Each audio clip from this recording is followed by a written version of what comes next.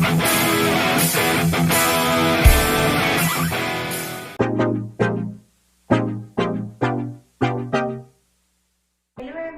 hope you all have understood traditional approach for classification of accounting. In today's lecture, we are going to discuss modern approach. तो classification of accounting को हमने दो parts में divide किया था, दो approaches में डिवाइड किया था. फर्स्ट है हमारे पास ट्रेडिशनल अप्रोच एंड सेकेंड है हमारे पास मॉडर्न अप्रोच. हमारे लास्ट लेक्चर में हमने डिस्कस की थी ट्रेडिशनल अप्रोच, जिसमें हमने ट्रेडिशनल अप्रोच को टू पार्ट्स में डिवाइड किया था, पर्सनल एंड इम्पर्सनल. तो पर्सनल को हमने फर्दर क्लासिफाई किया था नेचुरल, आर्टिफिशियल एंड रिप्रेजेंटेटिव. वो सारी ट्रांजैक्शन, वो सारे अकाउंट्स लिए जाएंगे जिस ट्रांजैक्शन में पर्सन इन्वॉल्व होंगे, पर्सन के नाम इन्वॉल्व होंगे, या फिर वो सारे अकाउंट्स हम लेंगे जिनको हम ट्रीट करते हैं एज अ पर्सन. यानी कि हमने ये पढ़ा था कि वो सारे अकाउंट्स हम यहाँ पर लेंगे, जैसे कि कोई कंपनी हो गई, कोई बैंक हो गया, कोई पार्टनरशिप फर्म हो गई, तो उन सारे अकाउंट्स को हम जिसमें नाम इन्वॉल्व नहीं भी है but in the eyes of law we treat it as a separate entity. तो वो सारी चीजें किसमें आ जाएंगी? पर्सनल अकाउंट के हेड में. इन पर्सनल में हमने पढ़ा था real and nominal. Real account में हमने सारे असेट लिए थे, नॉमिनल अकाउंट में हमने सारी ट्रांजैक्शंस दी थी, वो वाली जिसमें सेल परचेज इन्वॉल्व है, ट्रेडिंग पीएनएल अकाउंट इन्वॉल्व है. तो वो सारे अकाउंट्स किसमें बन जाएंगे? नॉमिनल अकाउंट की कैटेगरी में. आज की इस क्लास में हम डिस्कस करेंगे मॉडर्न अप्रोच.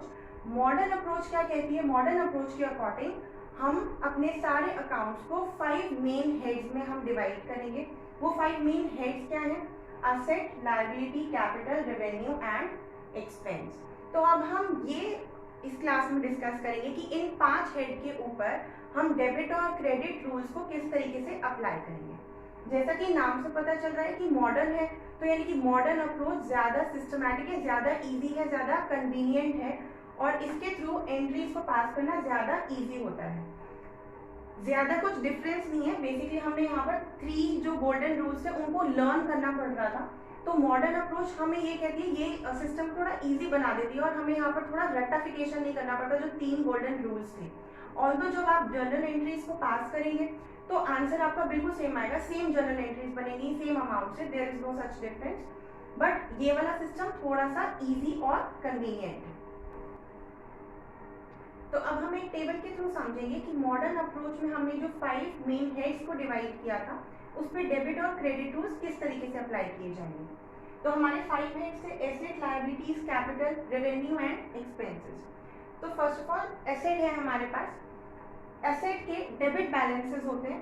तो अगर एसेट बढ़ेगा, मैं यहाँ पर एरो के साथ इंडिकेट कर रही हूँ, अगर एसेट बढ़ेगा तो हम क्या करेंगे? डेबिट. अगर एसेट डिक्रीज होगा, कम होगा, तो हम क्या कर देंगे? क्रेडिट. लायबिलिटीज के साथ ऑपोजिट है. असेट और एक्सपेंस बिल्कुल असेट और एक्सपेंस का बिल्कुल सेम ट्रीटमेंट किया जाता है. यानी कि अगर बढ़ेगा तो हम क्या कर देंगे? डेबिट. अगर घटेगा, कम होगा, रिड्यूस होगा, तो हम क्या कर देंगे? क्रेडिट. लेकिन लायबिलिटीज, कैपिटल और रेवेन्यू के साथ, तीनों के साथ एक अलग ट्रीटमेंट किया जाता है. यानी कि इसका बिल्कुल ऑपोजिट, कि यानी कि अगर कम होगा तो हम क्या कर देंगे? डेबिट. यहाँ पर भी ऐसे ही होगा, कम होगा तो हम क्या कर देंगे? डेबिट. और अगर बढ़ेगा तो हम क्या कर देंगे? क्रेडिट. ऐसा हम क्यों करते हैं? इन 3 का ट्रीटमेंट अलग होगा, लायबिलिटीज, कैपिटल और रेवेन्यू का. क्योंकि लायबिलिटीज, कैपिटल और रेवेन्यू के क्रेडिट बैलेंसेस होते हैं. यानी कि जब हम अपना अकाउंट बनाएंगे, कुछ इस तरीके से हमारा अकाउंट बनता है. से फॉर एग्जाम्पल हमारा क्रेडिटर्स अकाउंट है. क्रेडिटर क्या है? हमारी लायबिलिटी. मैंने लायबिलिटीज का एग्जाम्पल लिया फर्स्ट. क्रेडिटर के साथ आप कोई कैपिटल अकाउंट भी ले सकते हैं. किसी भी कंपनी का कैपिटल अकाउंट बिल्कुल सेम, दोनों का ट्रीटमेंट किया जाएगा. तो यहाँ पर हम क्या लिखेंगे? By balance PD. ये इस तरीके के कुछ लेजर्स हम आने वाले सेक्शंस में डिस्कस करेंगे कि लेजर कैसे बनाया जाता है. But for the time being मैं आपको थोड़ा सा यहाँ पर समझा रही हूँ कि लेजर किस तरीके से बनाया है कुछ अकाउंट्स के थ्रू.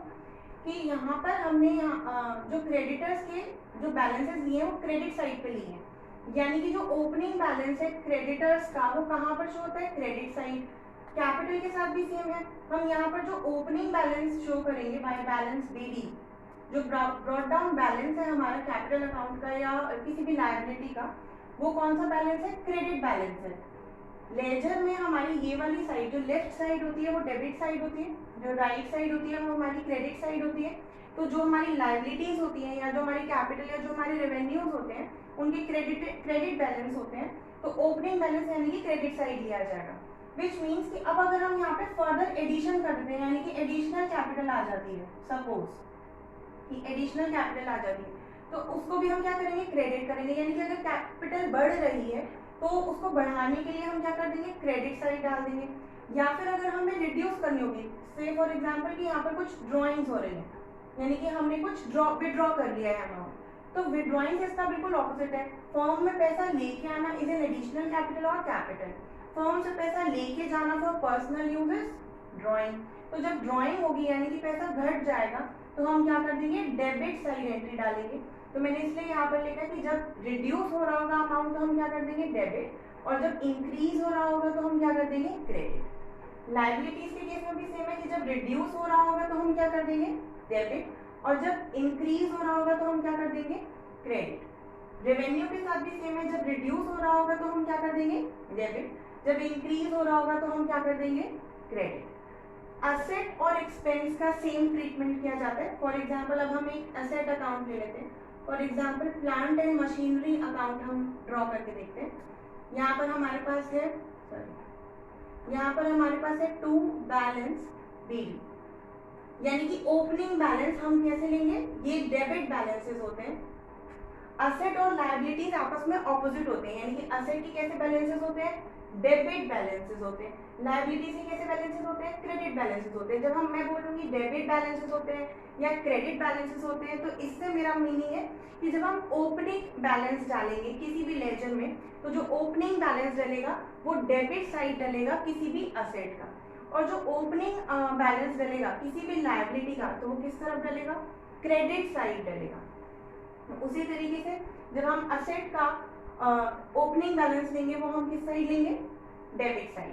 अब हमने सपोज कोई और प्लांट परचेज कर लिया है, तो उसके लिए हम क्या जर्नल पास करेंगे, plant and machinery account debit to bank, और हम यहाँ पर डालेंगे। यानी कि जब हमारे पास असेट कोई भी बढ़ जाएगा, कोई भी सपोज फॉर एग्जांपल यहाँ पर हमने प्लांट एंड मशीनरी लिया है, तो प्लांट एंड मशीनरी अगर हमारे पास बढ़ जाएगा तो हम उसे डेबिट कर देंगे, या फिर अगर हम उसे सेल कर देंगे या फिर उसके ऊपर डेप्रिसिएशन लग जाएगा, डेप्रिसिएशन में वैल्यू डिक्रीज हो जाती है, यानी कि असेट की वैल्यू कम हो गई। तो अगर असेट की वैल्यू कम हो गई तो हमने क्या कर दिया, क्रेडिट कर दिया। या फिर हमने अगर अपना असेट को बेच दिया है तो हम क्या करेंगे, बाय बैंक से एंट्री हो जाएगी क्रेडिट साइड पे, मीन्स कि हमें पैसे मिल गए हैं, बैंक से हमने एंट्री इसलिए की, ये सेल की एंट्री है। इस तरफ जो बैंक आ रहा है वो सेल रिप्रेजेंट करता है, और जो डेबिट साइड बैंक आता है, बैंक अकाउंट आता है प्लांट एंड मशीनरी किसी भी असेट साइड पे, वो परचेज को रिप्रेजेंट करता है। यानी कि ये क्या है, एडिशन। तो एडिशन होगा तो हम क्या कर देंगे, डेबिट कर देंगे, और रिड्यूस होगा हमारा किसी भी रीजन से, मे बी बाय डेप्रिसिएशन और बाय सेल, तो हम क्या कर देंगे, क्रेडिट कर देंगे। उसी तरीके से हमारे एक्सपेंसेस है, हमारे एक्सपेंसेस बढ़ेंगे तो हम क्या कर देंगे, डेबिट कर देंगे, और हमारे एक्सपेंसेस कम होंगे तो हम क्या करेंगे, क्रेडिट कर देंगे। से फॉर एग्जाम्पल एक्सपेंस है हमारे पास सैलरी अकाउंट। अब सैलरी अगर हम पे करेंगे किसी को भी तो क्या हो जाएगा, salary account debit to cash. तो सैलरी क्या हो गया हमारा, डेबिट हो गया ये वाला अकाउंट। तो इसलिए जब हमारे यहाँ एक्सपेंसेस को पे ऑफ करेंगे तो वो डेबिट होंगे, और जब हमारे एक्सपेंसेस कम हो जाएंगे तो हम उसे क्रेडिट कर देंगे।